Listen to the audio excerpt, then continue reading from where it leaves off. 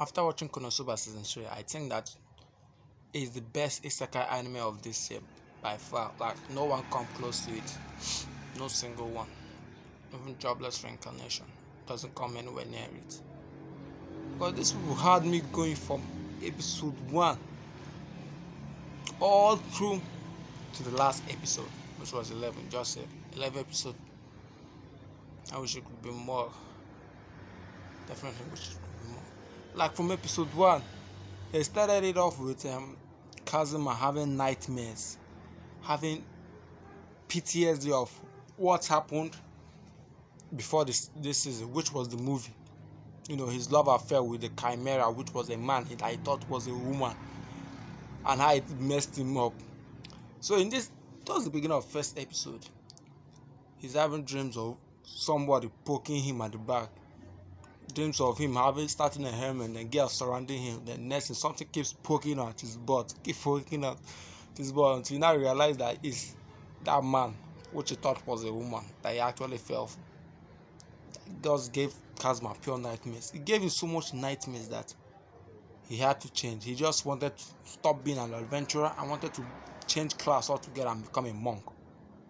Then on his way to becoming a monk, he meets a monster, a very cute monster at first, which he knows is a monster that is trying to eat people. The monster uses its cuteness to attract adventurers, innocent adventurers who have a kind-hearted nature, then feast on them.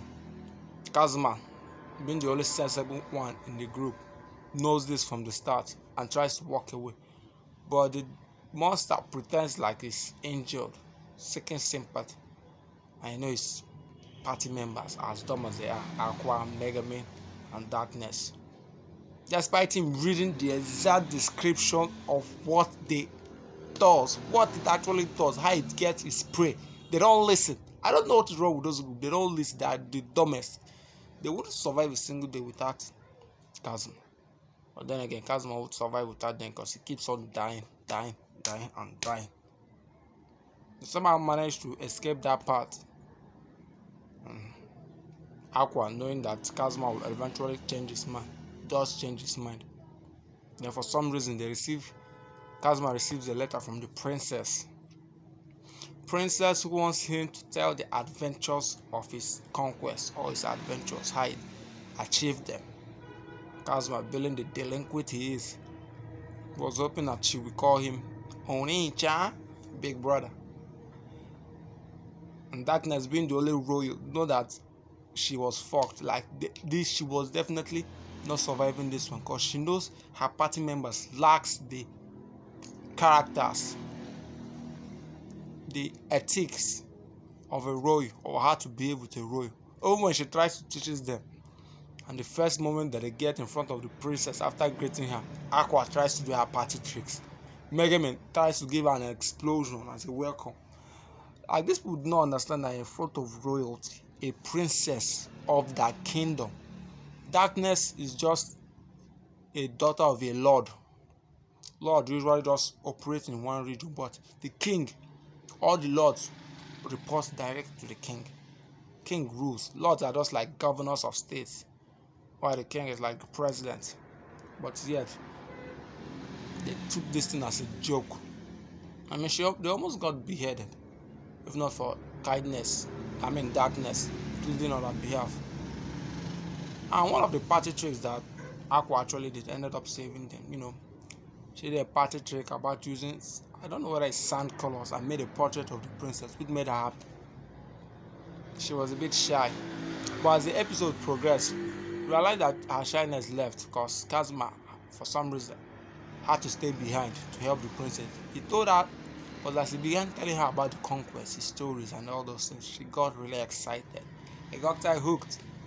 She was quite amazed.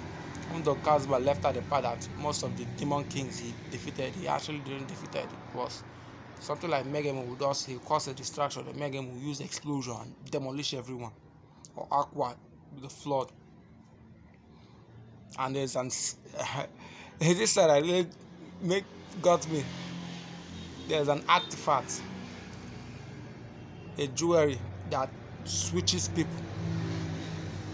switches you from your body to another person's body. So accidentally Kazuma and the princess switches. Then Kazuma, being the evil guy he is, I mean, I would have done the same. Uses the princess body and cause darkness. And there's a bodyguard, a personal bodyguard at the princess house that is also beautiful. Calls them all to go have a shower with them. So all of them were. Meanwhile, the princess, which was in his body, left with Megami to explore the world outside, because she's a princess. She doesn't really get the time to go adventuring, going having fun. While Kazuma in the princess body was plotting his evil deed. And I knew from the very moment that it was going to be obvious. We wouldn't end up seeing anything. But just at the very moment they were all about to undress and Kazuma in the princess body is about to see them naked, the duration of the artifact effect ran out, and here Kazuma appeared back in his body with a group of mob chasing him. What they did, he did not know. All he knows that people are trying to beat the shit out of him. Him losing his chance to finally see the boobs of the private bodyguard of the princess and Darkness. I mean, he have already seen Darkness boobs, but it doesn't hurt. I mean, she do have those melons. Then as it keeps going on, Darkness ends up leaving that group. For reasons unknown, she refused to tell anyone. I don't even know why. She just decided not to tell anybody at all. Kazuma, being the strong-headed person, he decided not to help her, but try to figure out what the problem is. Because it turns out that Darkness, Lanatina, Dustiness, will be getting married to that barbarian, that lord that tried to educate Kazuma, I think in season 2, that tried to get him beheaded. She's going to get married to him because it turns out that all the damages they do, they couldn't pay. The amount that they asked Kazuma's group to pay wasn't the exact amount, just part of it. The rest, the people had to beg a lord. They begged the lord of the land, which is the one that Dustiness was to marry, but she refused to get married. He refused to help them. So they had to beg the people had to beg the family of Dustiness, which ended up helping. But as they helped, they couldn't cover up the debt. They had to borrow money from him. Now they're in debt to him. So Kindness now has to marry him. Kazuma has no idea of all this, decided not to help her because it feels like Darkness is too much of a baby. Why would she want it? Because when he tried to help her, he chased her away. I mean, he actually tried to help her. He broke into her house. And Aqua gave him like a buff that changes his voice. So in that episode, don't worry, I'm going to show you in the next clip. In that episode, that what's his name again? Kazuma pretends to be one of the guard, knocks on Lanatina's room and tells him that Kazuma wants to see why his voice is actually the guard. Darkness refuses. He started saying that Kazuma told me all your, like he started, in the way that the guard was talking, he was referring that Kazuma is telling him all the shit she's doing, all the crazy things, and oh god, Darkness just keep getting turned on. I don't know what is wrong with that girl, but for some reason I want a girl like her. Oh god, damn, that is just messed up, guy. Man, Kazuma. So far this year, I've watched Solo Leveling, Demon Slayer. I just watched The Tower of the Gods season 1 because season 2 is coming out. I've watched a lot of anime, but so far, Kazuma is the most funniest. Like, ever since I've not watched any anime as funny as this shit. As funny as this shit. But to cut the long story short, Kazuma ended up interrupting her wedding, sells his ideas to that partner just to make enough money, plus the savings that they have, which was around 2 billion Aries, to pay off the man. Make him almost blow up the entire place with explosion. But I need next season 4, I need them to be married. Like Kazuma and Lanatila are just good for each other. Just fucking good.